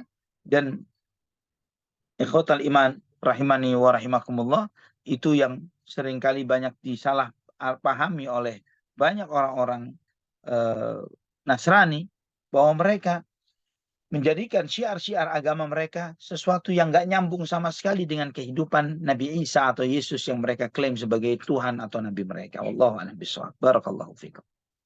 Baik, Barakallahu fiik. Selanjutnya kami langsung persilakan kepada Muhammad dari Saung Ukhuwah Amerika dan Kanada. Silakan mau apa?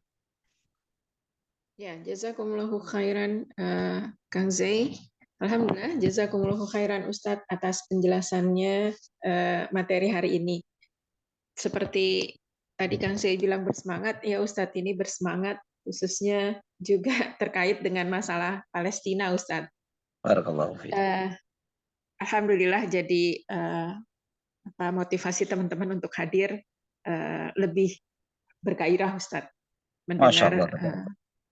ya, ada beberapa pertanyaan terkait dengan Palestina dan juga tentang penjelasan materi hari ini.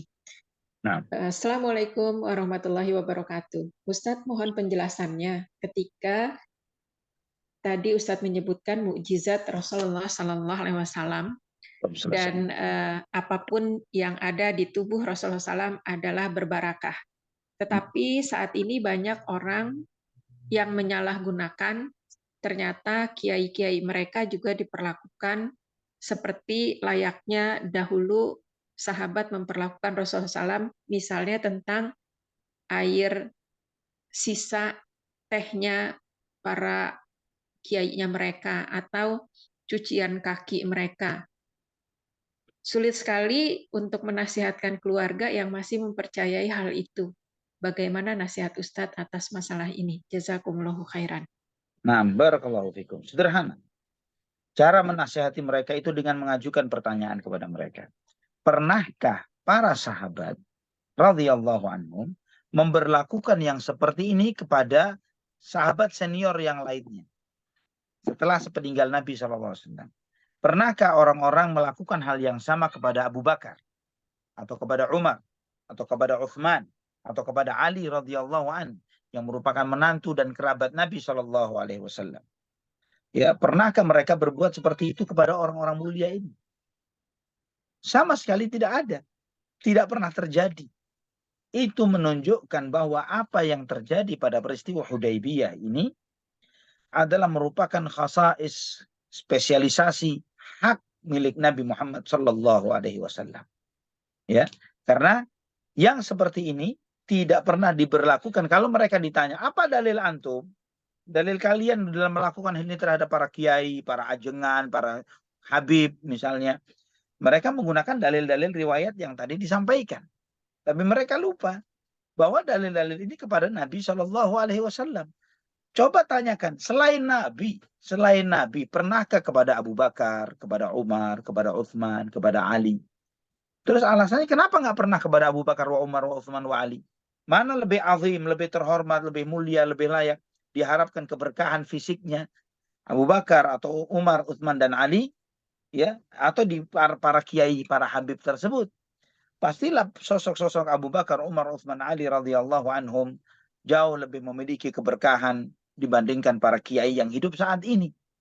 Namun itu pun tidak pernah terjadi.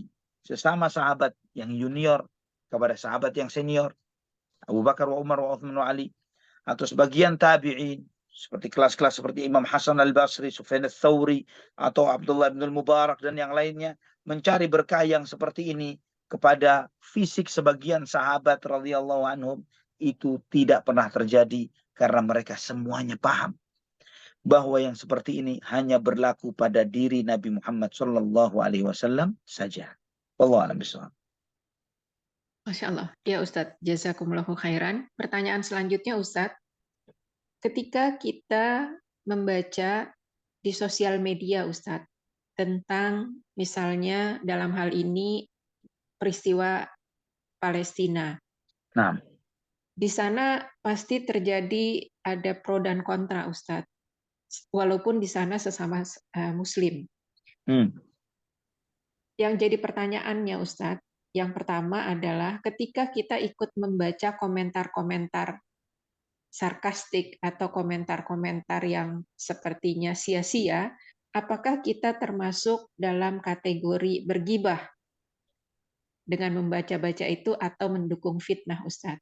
Kemudian yang kedua, apakah dibenarkan sekalipun itu ada Zionis, ada penjajah terhadap negara Palestina, kemudian kata-kata kotor keluar dari para penyimak dari berita tersebut, Ustadz. Dan kata-kata kotor itu, kalaupun hadir dari seorang Muslim, bagaimana nasihat Ustadz? Jazakumullahu khairan. Nah, barakallahu fikum. Nah, yang pertama, apakah itu bagian dari ghibah ketika kita menyimak, mengikuti hal-hal yang apa namanya, yang tertulis di media sosial, statement-statement mereka yang negatif dan lain sebagainya? Jawabannya itu tidak termasuk ghibah. Kenapa tidak termasuk ghibah? Karena standarnya ghibah sebagaimana Nabi SAW sampaikan adalah dzikruka akhaka ma yakrahuhu. Ketika kamu menyebutkan sesuatu dari saudaramu yang dia tidak menyukainya. Sedangkan ini sesuatu yang diekspos dari dirinya sendiri. Yang statement-statement itu mereka ekspos sendiri dari diri mereka dengan sadar, dengan mereka menyadari apa yang mereka sampaikan itu, tanpa mereka menyembunyikan status dan komen-komen mereka tersebut. Jadi membaca hal tersebut tidak termasuk bagian dari ghibah. Wallahu a'lam bishawab. Kemudian kata-kata cacian, cemoohan, hinaan, itu tidak akan memberikan manfaat apapun terhadap musuh-musuh kita. Andai kata kita mengatai mereka dengan, oh ini dengan bahasa-bahasa binatang misalnya, kita katakan dia begini, dia begitu, mendadak mereka akan menjadi seperti itu, maka perbanyaklah kalimat-kalimat nama-nama binatang untuk mereka. Yang ketika kita menyebutkan jenis binatang tertentu misalnya, tiba-tiba Benyamin Netanyahu berubah menjadi binatang tersebut, maka kita akan berharap yang seperti itu. Tapi ternyata tidak merubah status Benyamin Netanyahu dan IDF dan yang lain sebagainya untuk menjadi berubah wujud dan statusnya untuk menjadi seperti cemoohan dan celaan yang kita sampaikan. Artinya itu hanya malah membuat diri kita semakin kesal, semakin marah, semakin stres, semakin susah tidur, semakin kebawa mimpi, semakin banyak hal-hal yang tidak memberikan hal-hal positif bagi diri kita.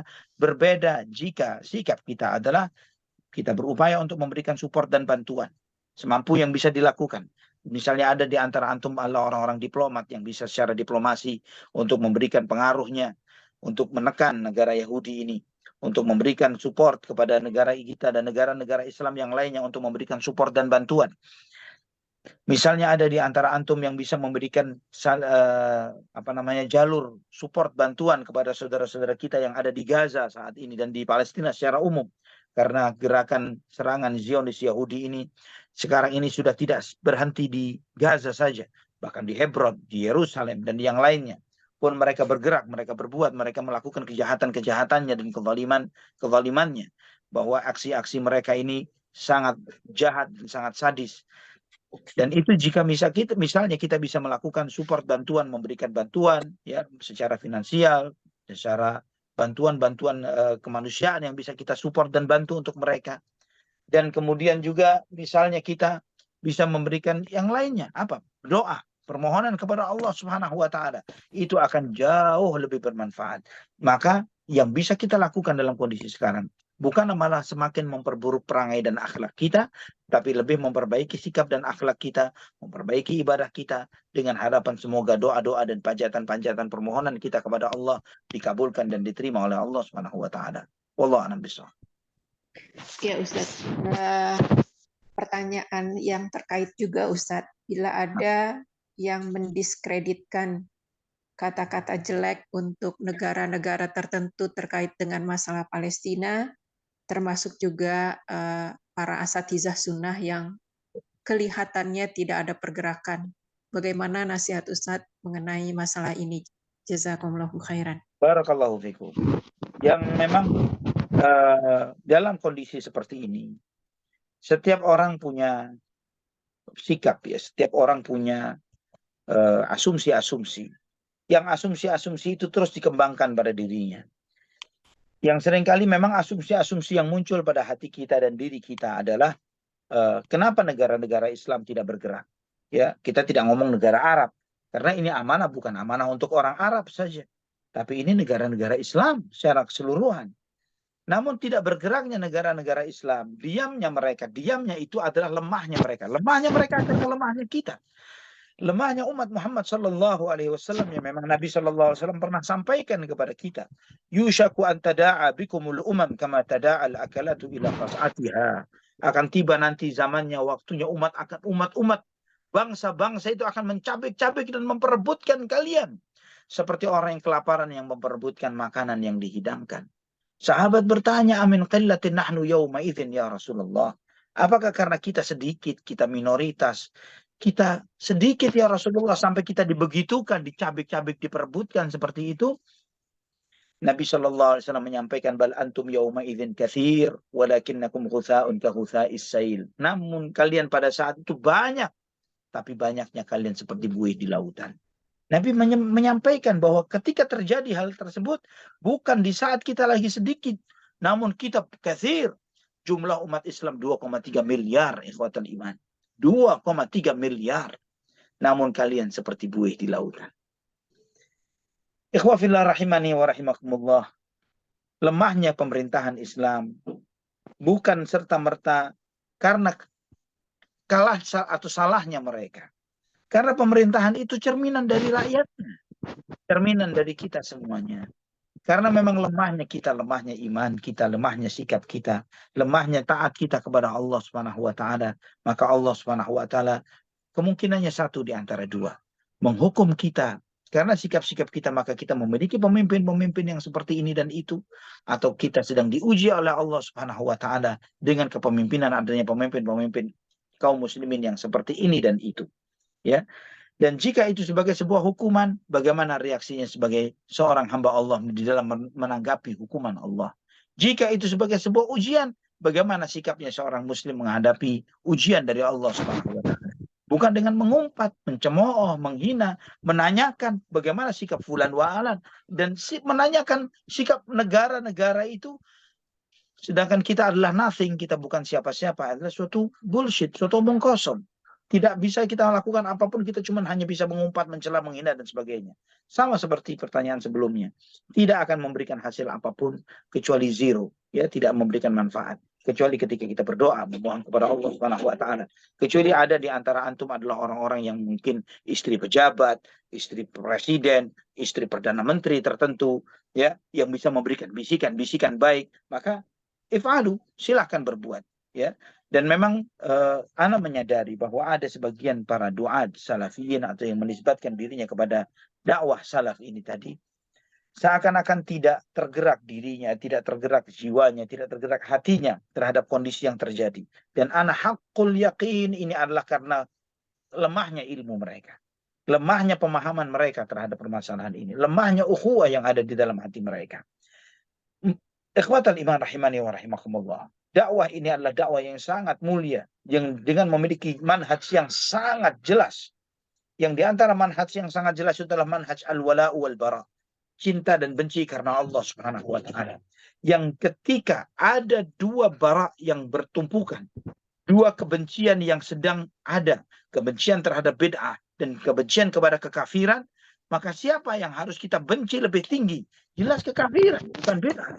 Andai kata kita anggap gerakan-gerakan itu sebagai gerakan-gerakan bid'ah, bahwa seorang muslim memiliki hak untuk ditolong karena keislamannya, apapun statusnya, ya, bagaimanapun kondisi dan keadaan dan akidahnya. Kita tidak menolong orang hanya karena inti salafi atau bukan baru kita tolong dari misalnya dia mau tenggelam misalnya. Siapapun dia, manusia, bahkan binatang sekalipun, ketika kita bisa menolongnya, maka kita harus mensupport dan menolongnya. Tidak perlu menanyakan manhaj dan akidahnya terlebih dahulu. Inilah manhaj yang sahih, yang selalu ditekankan oleh para ulama, para imam-imam kita. Syekhul Islam Ibnu Taimiyah rahimahullah menyebutkan, ahlus sunnati a'lamun nasi bil haqqi wa arhamuhum bil khalq. Bahwa ahlus sunnah wal jamaah adalah orang-orang yang paling tahu akan kebenaran dan paling sayang terhadap sesama makhluk. Sehingga kita melihat ulamanya umat Islam, Syekhul Islam Ibnu Taimiyah rahimahullah, ketika beliau di Damaskus di Suriah, ketika berjihad melawan bangsa Mongol dengan segala kezalimannya, mereka kufar, sedangkan orang-orang yang ada di Suriah, pemerintahannya dan rakyatnya pada mayoritasnya adalah Sufiyah. Namun Syekhul Islam Ibnu Taimiyah berada di barisan kaum muslimin berperang melawan Mongol tersebut, dan bahkan menjadi salah seorang yang terus memberikan motivasinya, semangatnya, bagaimana menunjukkan keberaniannya, bagaimana menunjukkan perjuangannya, bagaimana beliau memberikan motivasi bahwa kita pasti menang. Ketika sampai sebagian pasukan mengatakan, ucapkan insya Allah, kata Syekhul Islam, la, pasti menang tanpa insya Allah. Ketika mereka ucapkan insya Allah, kata Syekhul Islam, insya Allah, tapi ini bukan sebagai bentuk keraguan-raguan, tapi bentuk keyakinan bahwa Allah pasti memberikan kemenangan kepada kita. Wallahu a'lam bishawab. Barakallahu fikum. Wa fikum barakallah. Ustadz, boleh satu lagi? Ahlan wa sahlan. Ya, ini terkait akhlak Ustadz. Nah, Assalamualaikum warahmatullahi wabarakatuh. Ustadz, mohon nasihatnya bila keluarga besar kami akan kedatangan tamu, kemudian salah satu anggota keluarganya menghimbau atau mengajak anggota keluarga yang lainnya untuk bagi yang mampu menyiapkan semacam kado gitu Ustadz buat tamu. Apakah ini termasuk jatuh kategori meminta-minta yang dilarang oleh syariat, atau ini sebenarnya diperbolehkan karena banyak sekali manfaatnya, di samping menjadikan rasa cinta, kemudian tanda bergembira atas kedatangan tamu. Yang meminta Bagaimana untuk nasihat mengumpulkan Ustadz? kado siapa Umar? Anggota keluarganya Ustadz. Jadi Kepada keluarganya. menyarankan Ya, kepada mengarahkan aja. supaya menyediakan kado untuk tamu yang bakal datang begitu. Iya, kalau mampu, ayo punya apa, yuk kita siapin. Seperti itu Ustadz. Oh, nah. Mohon nasihatnya Ustadz. Barakallahu fikum. Wallahu a'lam bishawab. Ana melihat itu bukan termasuk bagian dari meminta-minta. Itu termasuk di dalam hal yang baik, yang menganjurkan kebaikan. Sebagaimana Nabi SAW pun sering menganjurkan yang seperti itu kepada para sahabatnya. Ketika ada tamu atau terutama adalah orang-orang yang memang sangat membutuhkan, dari utusan-utusan yang datang, mereka terlihat fakir. Kemudian Nabi SAW memberikan motivasi kepada sebagian para sahabatnya untuk siapa yang bisa memberikan bantuan, siapa memberikan bantuan, siapa memberikan, terus demikian. Ya, Nabi memotivasi kepada sebagian para sahabatnya untuk saling support, saling bantu satu dengan yang lainnya, supaya orang yang membutuhkan bantuan itu segera dibantu. Dan ketika ada sebagian sahabat yang merespon ajakan tersebut, Nabi SAW memotivasi kepada yang lainnya. Dan beliau berbahagia dengan respon yang ada. Sampai beliau SAW sampai menyampaikan hadisnya, man sanna sunnatan hasanatan falahu ajruha wa ajru man ma'amila biha ila yaumil qiyamah. Barang siapa yang memberikan contoh yang baik, perilaku yang baik, maka dia mendapatkan pahalanya dan pahala orang yang menirunya sampai hari kiamat. Itu disampaikan oleh Nabi ketika beliau memberikan anjuran motivasi kepada sahabat untuk membantu serombongan tamu yang datang yang terlihat sangat membutuhkan support dan bantuan. Kemudian Nabi memberikan anjuran dan kemudian melihat salah seorang sahabat Ansar datang dengan membawakan hadiahnya, ya, dan kemudian rombongan-rombongan yang lainnya pun nyusul untuk ikut serta di dalam memberikan bantuan tersebut. Maka Nabi SAW pun menyampaikan hadis tersebut. Wallahu a'lam bishawab. Ya Baik, Ustadz, Masya Allah. jazakumullahu khairan. Barakallahu. Baik, Masya Allah. Betul-betul antusias karena pertanyaannya begitu banyak juga ya, titipan pertanyaan dari jamaah di Amerika dan Kanada. Barakallahu fiik, Muhammad. Baik, dan juga alhamdulillah setelah dijawab dengan Ustaz dengan begitu detail dan perinci. Semoga dari pertanyaan-pertanyaan tersebut menambah wawasan kita sehingga mempunyai hujah agar kita senantiasa melakukan amal solih. Baik, rupanya tidak ada lagi pertanyaan Ustaz. Sebelum ditutup, mungkin memberikan akhir kalam atau kesimpulan di pertemuan malam hari ini. Silakan Ustaz. Nah, tema kita akan datang Bai'atur Ridwan atau Bai'at Ridwan. Ya, Bai'atur Ridwan itu yang menjadi tema kita insyaallah akan datang. Dan ikhwah fillah rahimani wa rahimakumullah, ini di antara salah satu fase bagian dari perjalanan hidup Nabi kita Muhammad sallallahu alaihi wasallam. Bagaimana Nabi sallallahu alaihi wasallam pun merespon ajakan berdamai yang ditawarkan oleh Quraisy nantinya. Namun respon damai itu pun bukan untuk menunjukkan sebagai kekalahan dan kelemahan.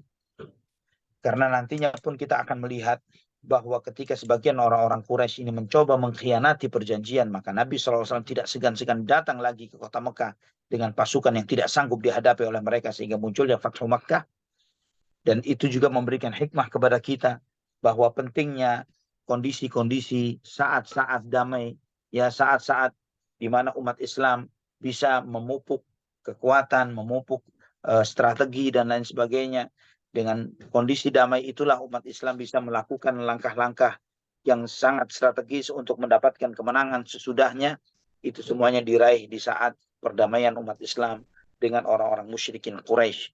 Dan kita ikhwafillah rahimani wa rahimakumullah, dari perjalanan hidup Nabi kita Muhammad SAW kita mendapatkan banyak hikmah dan banyak pelajaran yang sangat berharga, dan juga memberikan semangat kepada kita semuanya bahwa jika Allah Subhanahu wa taala telah memberikan pertolongannya kepada nabinya Muhammad sallallahu alaihi wasallam dan juga kepada para sahabatnya ketika mereka berjuang untuk li'ila'i kalimatillah, untuk meninggikan kalimat Allah Subhanahu wa taala, untuk menunjukkan kemuliaan agama Allah Subhanahu wa taala, maka kita dengan hakul yakin, dengan sangat penuh keyakinan bahwa Allah Subhanahu wa taala pun pasti akan memberikan kepada tentara-tentaranya yang membela agama Allah Subhanahu wa taala dimanapun mereka berada, terutama yang saat ini sedang berjihad dan berjuang di Gaza.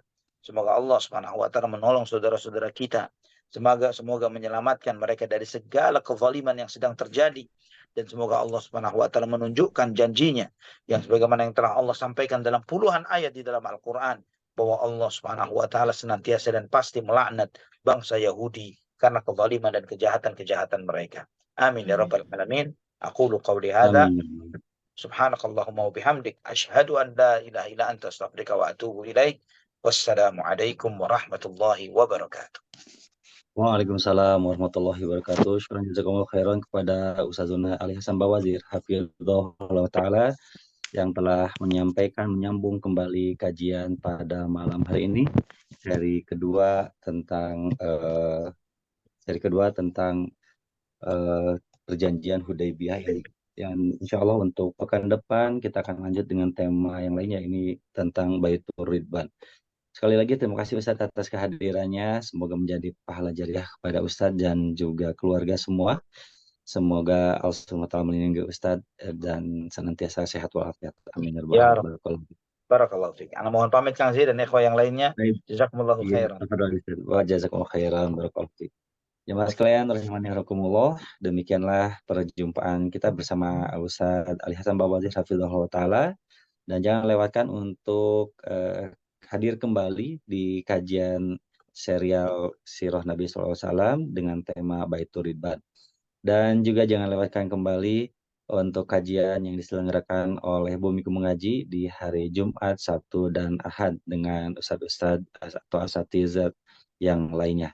Demikian atas nama kru Bumiku Mengaji yang bertugas pada malam hari ini, mengaturkan banyak terima kasih kepada jamaah atas perhatiannya, atas sumbangsihnya, dan juga atas kontribusi pada malam hari ini. Semoga Allah SWT memberikan kepada kita semua keberkahan harta, keberkahan usia, keberkahan waktu, keberkahan ilmu. Amin ya rabbal alamin. Akhir kalam, kami mohon maaf atas segala kekhilafan apabila ada yang kurang berkenan. Alhamdulillahirabbil alamin. Subhanaka Allahumma bihamdika asyhadu alla ilaha illa anta astaghfiruka wa atubu ilaik. Wassalamualaikum warahmatullahi wabarakatuh.